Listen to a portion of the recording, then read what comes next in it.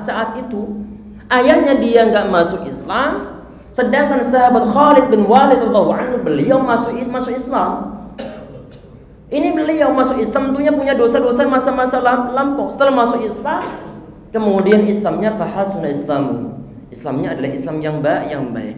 Beliau termasuk ataupun adalah di antara sahabat yang sangat taat kepada Allah Subhanahu wa taala. Ini di antara beliau tadi itu. Siapa lagi di antaranya? Di antaranya lagi adalah sahabat Ikrimah bin Abi Jahal. Abu Jahal dia adalah pentolan orang Quraisy, pentolan orang kafir. Tetapi anaknya yang bernama Ikrimah masuk Islam di saat penaklukan kota Mekah. Siapa lagi di antaranya adalah sahabat Amr bin Al-As bin Wa'il.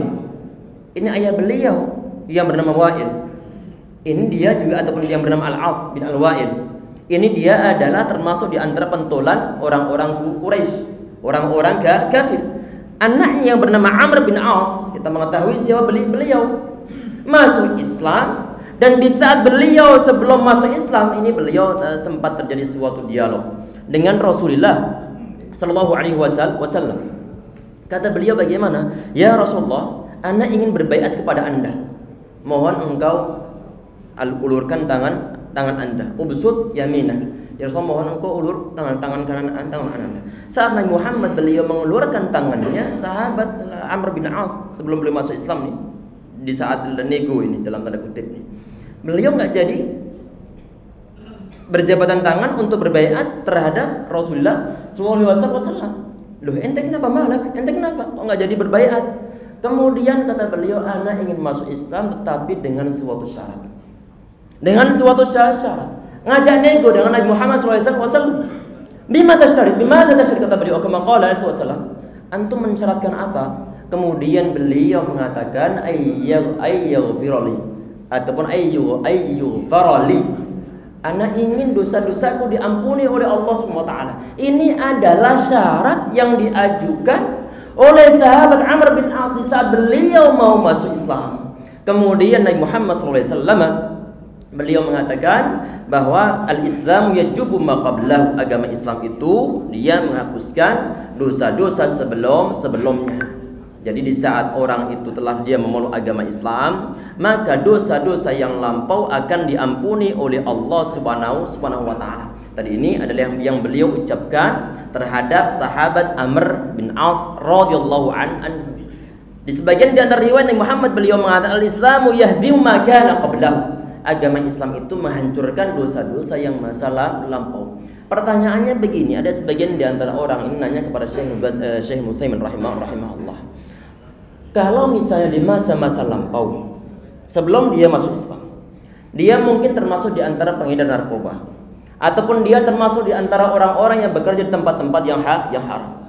Ada sebagian di antara uang yang dia dapatkan dari harta-harta haram. Kemudian dia masuk Islam. Pertanyaannya, harta yang selama ini dia dapatkan semasa dia masih kafir, semasa dia masih musyrik, apakah harta ini setelah dia masuk Islam menjadi halal ataukah tidak?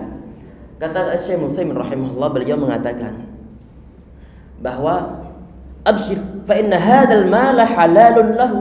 Harta benda ini adalah menjadi halal baginya. Karena kenapa? Karena dia peroleh memang di masa-masa di saat dia sebelum masuk Islam. Walaysa alaihi fihi ismun, dan enggak ada dosa sama sekali. Karena kenapa? Agama Islam tadi itu dia telah menghapuskan dosa-dosa yang lampau. Kecuali mungkin nanti ada suatu beban, ada suatu amanah yang tidak mungkin nanti bisa dihilangkan. Apa itu? Ada sebagian di antara, misalkan ada orang kafir, ada orang musyrik. Sebelum dia masuk Islam, dia punya utang 1 juta ataupun 2 juta kepada orang lain, kepada orang Islam. Maka setelah dia masuk Islam, tanggungan tersebut belum akan gugur. Berarti perlu untuk dibalas ataupun perlu untuk dibayar. Karena kenapa? Karena menyangkut tanggung jawab terhadap orang lain. Sedangkan tanggung jawab dia kepada Allah Subhanahu wa taala, maka semua telah terhapuskan setelah dia masuk agama Islam. Di sebagian di antara firman Allah Subhanahu wa taala, Allah mengatakan, "Qul lil ladzina kafaru iyantahu yughfar lahu ma qad salaf." Katakanlah terhadap yang kafir, kalau mereka berhenti, kalau mereka menghentikan kafirannya, maka Allah Subhanahu wa taala akan mengampuni dosa-dosa yang lalu. Jadi ini adalah pendapat dari mayoritas para ulama. Tayyib. Pertanyaannya begini, apakah nanti akan secara mutlak dosa-dosanya pasti akan dihapuskan oleh Allah SWT? Kita lihat apa yang disampaikan oleh beliau dalam hadis-hadis ini. Nabi Muhammad SAW beliau mengatakan, "Amma man ahsana minkum fil islami fala yu'akhadhu biha." Adapun orang yang berbuat suatu kebaikan dari kalangan kalian di dalam agama Islam, habis dia masuk Islam kemudian dia berbuat suatu kebaikan, fala yu'akhadhu biha, maka dia dosa-dosanya tidak akan disiksa, tidak diminta tanggung jawab oleh Allah SWT. Ini para ulama di saat mereka membahas tentang masalah ahsana minkum, ini adalah di saat dia masuk Islam, keislamannya memang benar-benar keislaman yang hakiki, yang yakin lahir batin tentang keislamannya, berarti bukan setengah-setengah ataupun hanya sekedar menampakkan suatu keislaman sedangkan dalam hatinya dia masih berada di suatu baris kekufuran. Maka orang-orang semacam ini nanti di saat dia telah masuk Islam, kemudian Islamnya juga Islam yang baik, dia menjalankan syariat agama Islam, maka dosa-dosa yang lampau akan diampuni oleh Allah Subhanahu wa taala. Dan inilah yang terjadi pada rata-rata para sahabat saat itu. Setelah mereka masuk Islam, keimanan berada dalam hati mereka, maka keimanan tersebut memang mendarah daging dalam hati mereka. Keimanan kepada Allah SWT, beriman kepada Rasulullah SAW. Kemudian sebaliknya, waman asa'a ukhidha bi'amali fil jahiliyah wal Islam. Sebaliknya kalau mereka itu asa'a, secara bahasa artinya asa'a itu adalah berbuat suatu keburukan.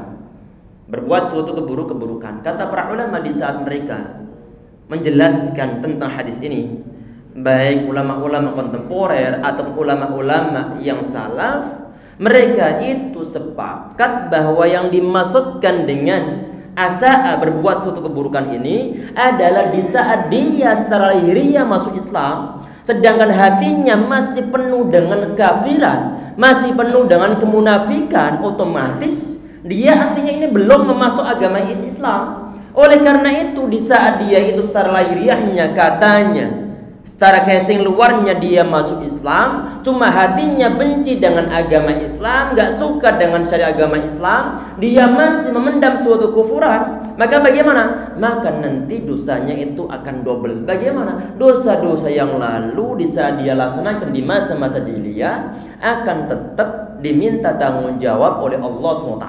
Berarti nanti di akhirat dia akan tetap disiksa oleh Allah SWT sebab masa lalunya.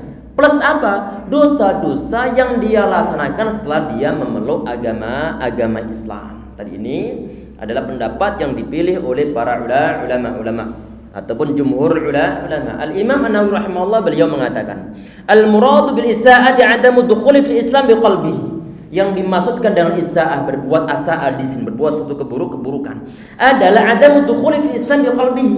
Masuk Islam cuma hatinya enggak masuk Islam, bal yakunu munqadan fi dhahir mudhiran li syahadatain.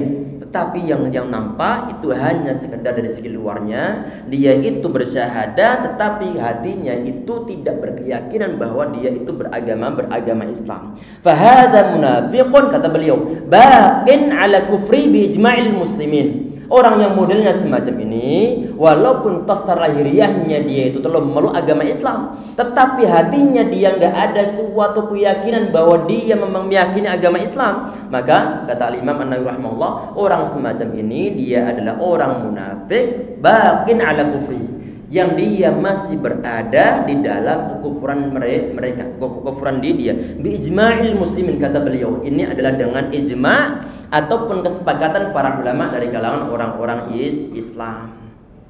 Berarti aslinya orang yang kedua ini dia tidak berada di dalam agama Islam. Begitupun yang disampaikan oleh Al-Imam Al-Qurtubi rahimahullah. Berarti untuk model keislamannya orang yang mantan Islam tadi itu, kalau dalam hatinya dia nggak meyakini tentang Islamnya, tidak punya keimanan sama sekali, maka orang semacam ini keislamannya tidak bisa menghapuskan dosa-dosa yang lalu. Mungkin ada suatu pertanyaan, Ustadz, apakah ada yang orang yang masuk agama Islam di zaman Nabi Muhammad SAW, kemudian habis itu dia murtad kembali? Kalau murtad kembali, ini tidak dimasukkan dalam kategori sahabat, walaupun toh di zaman Rasulullah SAW. Karena kenapa? Karena dia adalah mantan Islam, karena dia adalah menjadi orang yang murtad. Siapa di antara disebut oleh para ulama adalah Abdullah bin Hattab. Dia ini punya kasus. Kasusnya apa di antara sebelum dia saat dia murtad ini? Kasusnya adalah sebelum dia murtad, mungkin dalam hatinya aslinya dia nggak meluk agama Islam. Suatu saat Nabi Muhammad SAW beliau percaya terhadap orang ini. Kemudian beliau ditemani oleh salah seorang di antara sahabat Ansar yang disuruh untuk melayani orang-orang ini ataupun untuk menemani. Saat berada di tengah perjalanan, kemudian minta disediakan sesuatu oleh sahabat ini, oleh Abdullah bin Hattab. Ini seorang sahabat Ansar tidak melayaninya. Kemudian habis itu dia membunuhnya. Membunuh siapa? Abdullah bin Hattab membunuh seorang sahabat Ansar. Habis itu kemudian Abdullah bin Hattab ini dia pergi kabur dan dia murtad, bergabung bersama orang-orang kafir Quraisy yang berada di Mekah saat itu. Di saat Nabi Muhammad SAW beliau menaklukkan kota Mekah, di antara orang yang diburu adalah ini, Abdullah bin Hattab. Karena kenapa? Di antara sebabnya adalah karena orang ini telah membunuh salah seorang di antara sahabat, sehingga orang ini pun nanti dieksekusi hukuman mati. Karena kenapa? Perlu untuk dikisos, perlu untuk dikisos. Itu adalah di antara sebagian di antara orang yang ada di zaman Nabi Muhammad SAW yang sebelumnya dia Islam kemudian dia murtad, dan ini tidak dimasukkan dalam kategori para sahabat. Tayyib. Kita perhatikan di poin berikutnya.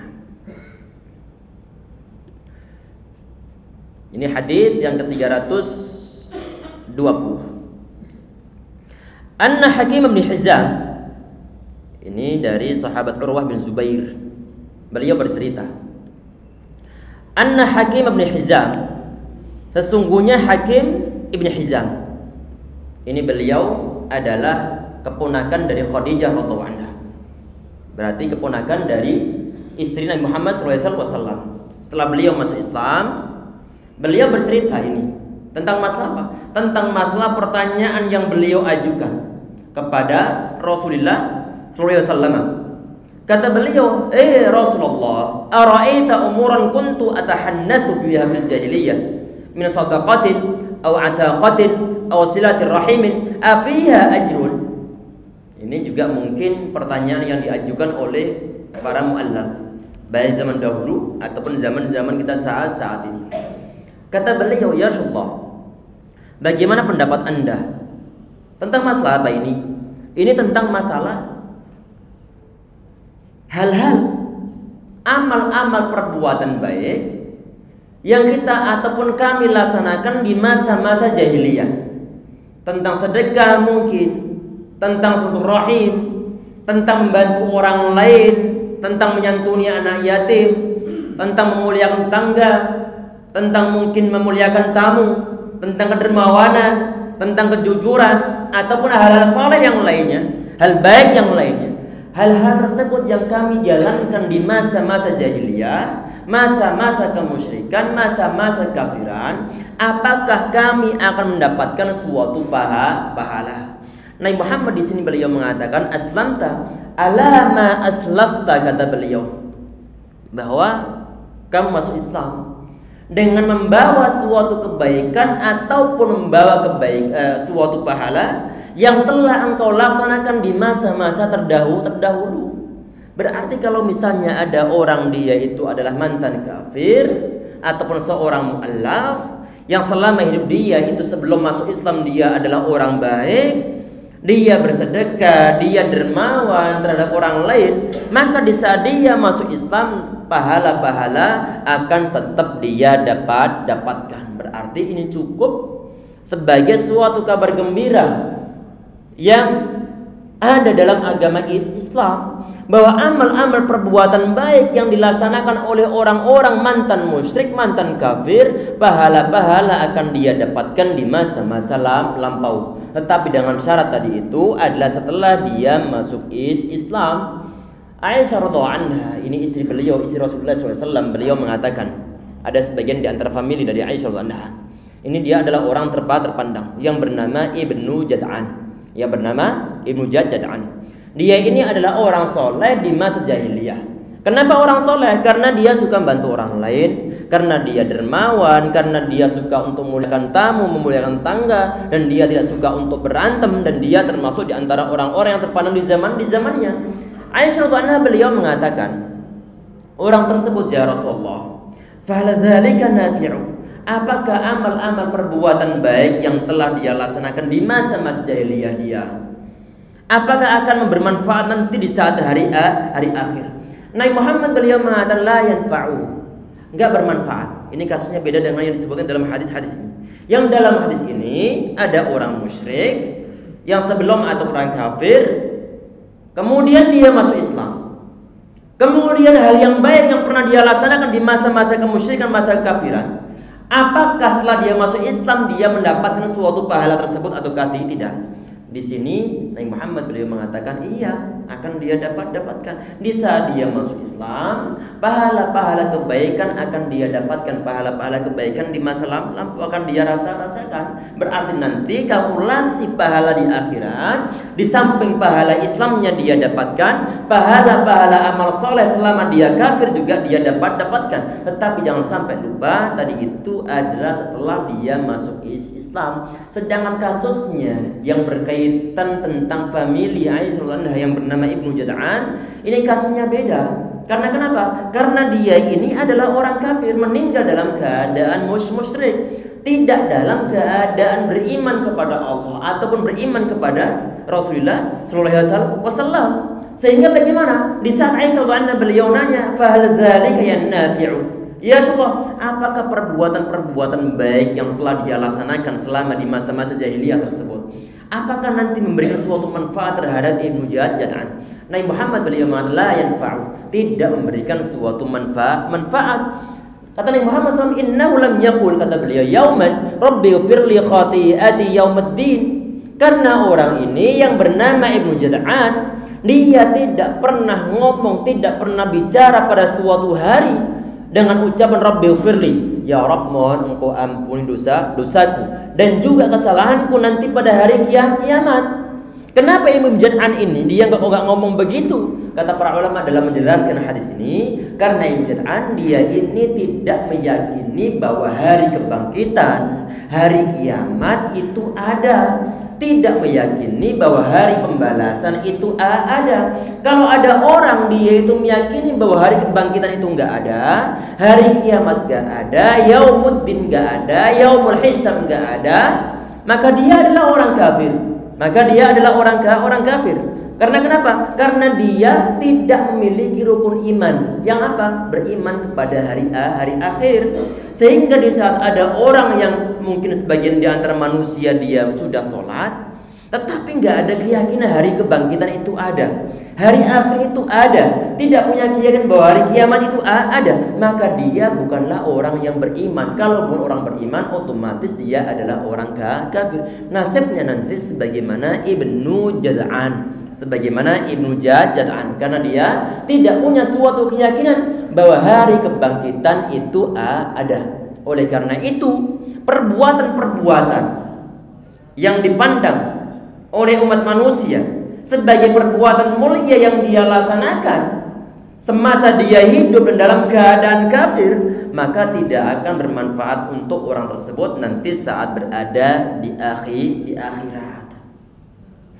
Mungkin sebelumnya pernah kita bahas, ya ikhwas sekalian, apa itu tentang anggapan ataupun mungkin tuduhan bahwa Allah Subhanahu wa taala itu enggak adil. Ada sebagian di antara orang yang menganggap bahwa Allah Subhanahu wa taala itu tidak adil. Bagaimana ketidakadilannya maksud mereka? Adalah di saat misalnya ada orang non-Islam ada orang musyrik, ada orang kafir, kemudian dia banyak membantu orang lain di masa kekafirannya. Amal soleh dia jalankan, bakti sosial ataupun nilai-nilai sosial dia laksanakan, bantu orang lain, bantu anak yatim, bantu fakir miskin, suka untuk berderma, suka untuk membantu orang lain. Di saat dia meninggal, kok dibilang dalam agama Islam bahwa orang ini akan tetap masuk ke dalam neraka. Padahal dia ini ada termasuk di antara orang yang humanis, orang yang humble, orang yang dermawan. Bagaimana mungkin kemudian dalam agama Islam orang ini dimasukkan dalam neraka? Dibilang oleh orang sebagian di antara umat manusia, dengan memasukkan orang-orang yang semacam ini ke dalam neraka, mereka menganggap bahwa Allah Subhanahu wa taala itu tidak adil. Ini anggapan di antara umat manusia.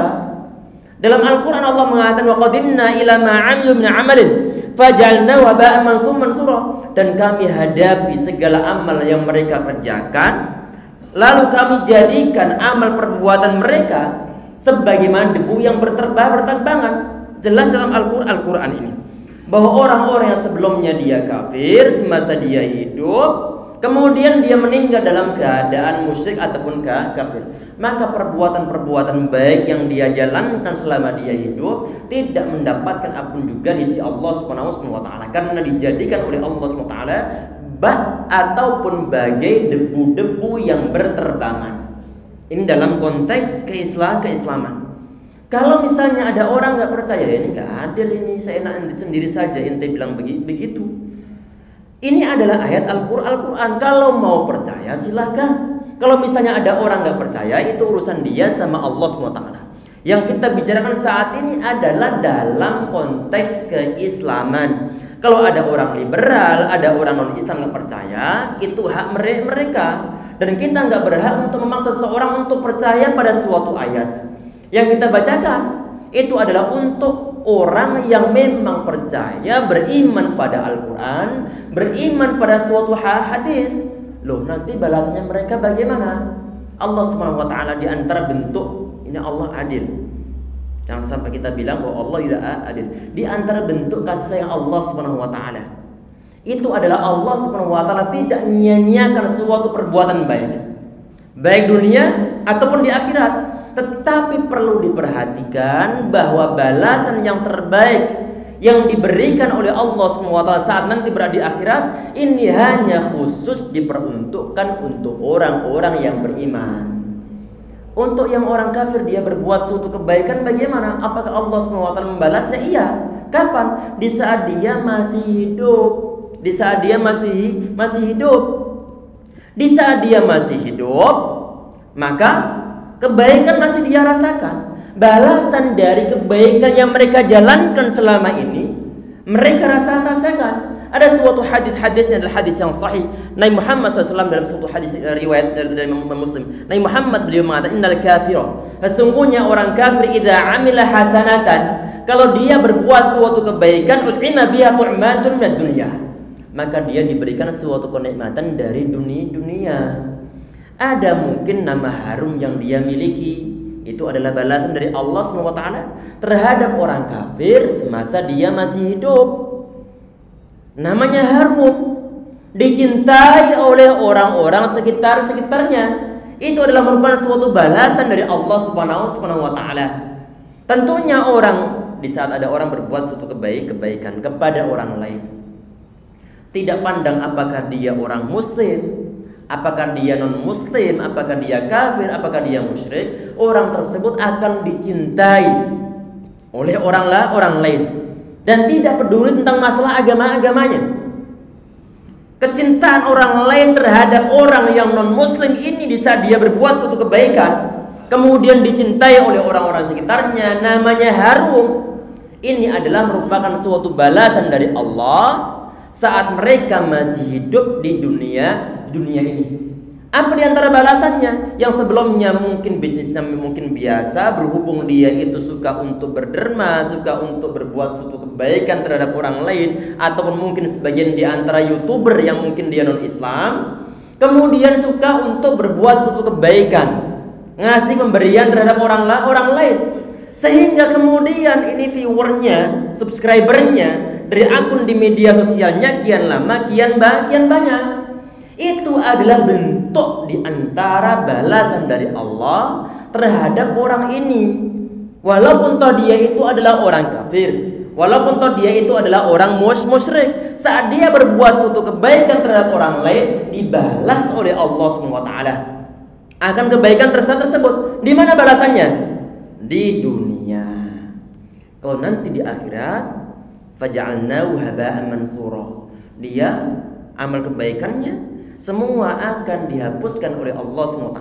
Artinya tidak akan dimasukkan dalam surga. Karena kenapa? Karena balasannya sudah dia dapatkan. Apa? Tadi itu balasan nama harum, balasan dicintai oleh orang-orang sekitarnya. Termasuk misalnya ada orang kafir, orang non-muslim, dia amat berbakti sama orang tuanya, sangat berbakti sama orang tuanya, dibayar cash oleh Allah SWT di saat dia masih hidup. Nanti habis di akhirat dia tidak mendapatkan sesuatu apa-apa. Karena balasan akhirat ini adalah balasan yang baik khusus untuk orang-orang yang beriman kepada Allah SWT. Menurut siapa ini? Adalah menurut konteks keislaman, menurut akidah syariah agama Islam. Berarti ini hanya khusus bagi yang percaya tentang agama Islam. Kalau ada orang nggak percaya, itu urusan mereka sama Allah Subhanahu wa Ta'ala. Berarti nanti tinggal kita melihat bagaimana nasib orang-orang yang tidak beriman kepada Allah Subhanahu wa Ta'ala. Berarti ya ikhwah sekalian yang insyaallah dirahmati oleh Allah Subhanahu wa Ta'ala, Allah Subhanahu wa Ta'ala cukup adil. Allah Subhanahu wa Ta'ala cukup adil. Ada orang berbuat suatu kebaikan, maka akan disimpan kebaikannya oleh Allah SWT di saat dia adalah orang muslim. Kebaikan dia dirasakan di saat dunia, dan juga balasan di akhirat akan dia dapatkan. Sebaliknya orang-orang kafir tadi itu, di saat dia berbuat suatu kebaikan, maka pahala tidak dia dapatkan saat berada di akhirat, tetapi balasan dunia akan tetap dia rasakan, baik berupa harta benda, baik nama harum, baik dicintai oleh orang-orang sekitarnya, baik pangkat jabatannya dinaikkan, mendapat suatu promosi. Itu adalah merupakan suatu balasan dari Allah Subhanahu wa Ta'ala terhadap orang-orang yang tidak beriman di saat dia berbuat suatu kebaikan di dunia, walaupun toh nanti di akhirat dia tidak mendapatkan suatu balasan apa-apa. Apakah ini secara mutlak? Ada sebagian di antara riwayat hadisnya adalah hadis yang sahih. Ada sebagian di antara orang kafir, dia itu nanti saat berada di akhirat hanya diringankan siksanya.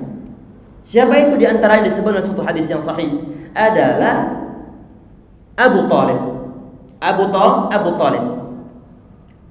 Siksanya walaupun toh dibilang ringan daripada orang-orang kafir yang lainnya, tapi ternyata di saat di bagian bawah kakinya itu panas, merasa api panas neraka, maka nanti rasanya sampai ke ubun-ubun. Itu adalah yang teringan dari yang dimiliki oleh orang kafir. Termasuk di antaranya adalah Abu Lahab. Abu Lahab ini bagaimana? Kenapa dia mendapat suatu keringanan sedikit? Adalah di saat Nabi Muhammad SAW beliau dilahirkan, kabarnya ini didengar oleh paman beliau yang bernama Abu Lahab. Karena senangnya, bahagianya kelahiran Nabi Muhammad SAW, kemudian beliau punya inisiatif, punya budak yang bernama Thuwaibah, langsung dimerdekakan oleh Abu Lahab. Karena kenapa? Karena rasa bahagia Abu Lahab tentang kelahiran Rasulullah hanya diperingan. Tetapi kembali lagi bahwa orang-orang kafir, mereka itu masuk ke dalam neraka. Ini adalah, dan juga apakah ini hanya dimiliki oleh orang-orang Islam saja keyakinan semacam ini? Enggak, tentunya misalnya ada orang Kristen, dia pun berkeyakinan kalau ada orang tidak Kristen maka mereka masuk neraka.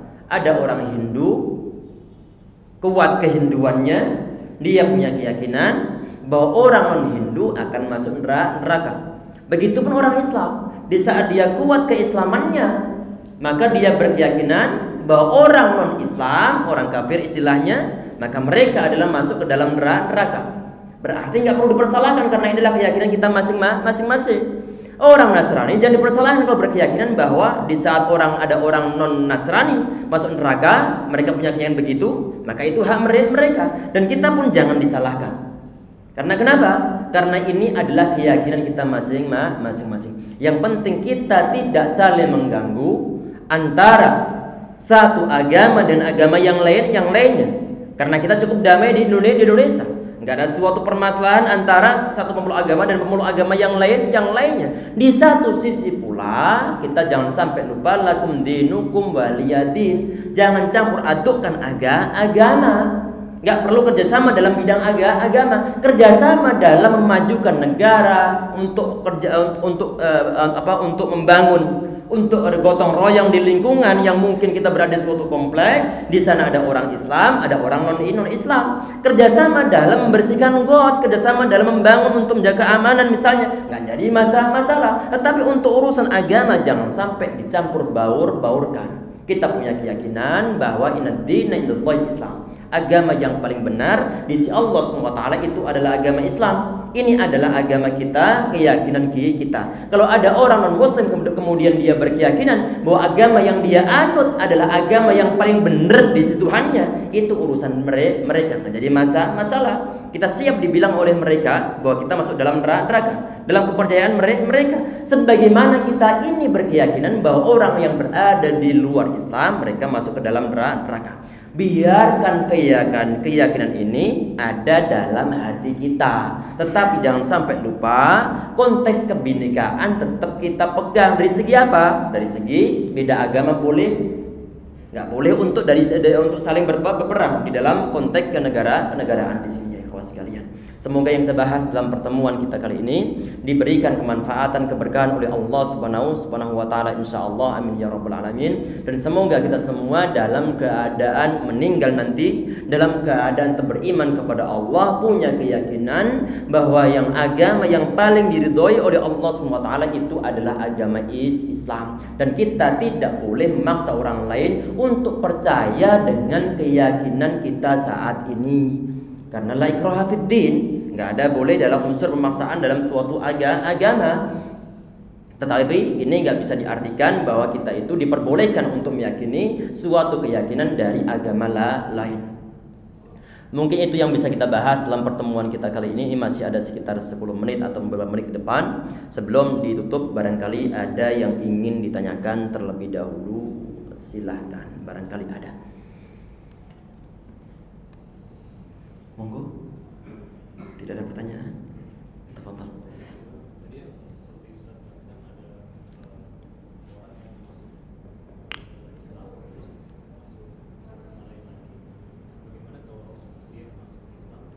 Murtad? Islam lagi? Iya. Iya, nah. Iya. Ini dimasukkan dalam kategori yang pertama.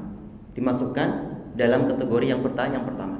Ada memang sebagian di antara sahabat yang model-modelnya adalah orang yang semacam ini. Habis dia sebelumnya kafir, kemudian dia masuk Islam, kemudian dia murtad kembali.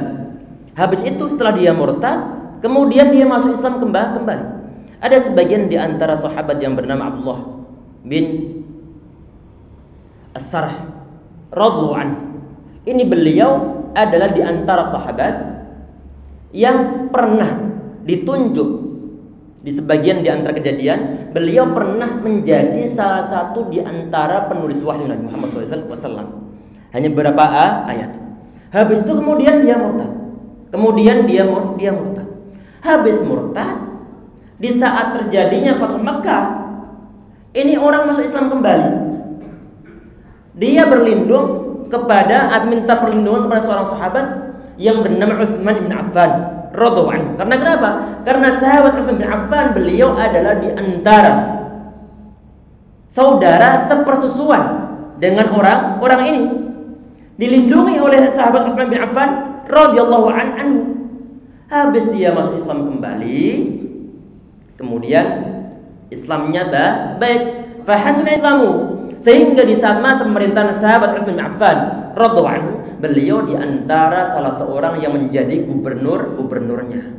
Karena kenapa? Karena Islam memang baik dan tidak ada satu riwayat ataupun sejarah bahwa orang ini yang telah berkali-kali setelahnya dia Islam, kemudian dia murtad kembali, kemudian dia masuk Islam kembali. Tidak ada suatu sejarah bahwa orang ini bermasalah dalam keislamannya.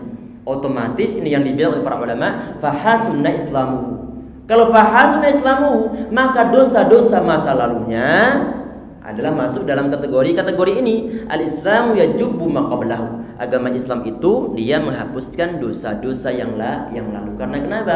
Karena dia punya suatu keyakinan Islam telah mantap dalam hatinya. Selama dia mengembara dalam mencari suatu kebenaran agama, walaupun keluar masuk, kemudian terakhirnya dia hatinya keyakinannya tertambat dalam agama Islam, maka dosa-dosanya diampuni oleh Allah SWT. Dosa-dosa apa? Dosa-dosa masa lalunya. Dosa-dosa masa lalunya. Berarti di saat dia masuk Islam yang terakhir kali itu, berarti Islamnya adalah zahiran wa batinah, secara lahir dan juga secara batinnya. Jelas insyaallah ya. Apakah bisa ada yang semacam itu? Konon katanya ada. Ada yang model begitu. Alhamdulillah meninggal dalam keadaan muslim. Semoga termasuk kategori yang semacam tadi ini insyaallah. Silahkan, barangkali ada yang lain. Sudah insyaallah. Kalau sudah, insyaallah kita cukup sekian. Semoga bermanfaat. Semoga Allah Subhanahu wa taala memberi keberkahan di sisa usia kita semuanya insyaallah, amin ya rabbal alamin. Kalau seandainya ada hal-hal yang mungkin kurang berkenan ataupun hal yang menyinggung ataupun yang lain sebagainya, semoga Allah Subhanahu wa taala mengampuni saya dan juga mengampuni kita semua insyaallah, amin ya rabbal alamin. Dan kita cukup sekian insyaallah untuk pertemuan kita kali ini dengan doa kafaratul majlis. Subhanallah bihamdika asyhadu anta astaghfiruka wa atubu ilaik. Assalamualaikum warahmatullahi wabarakatuh.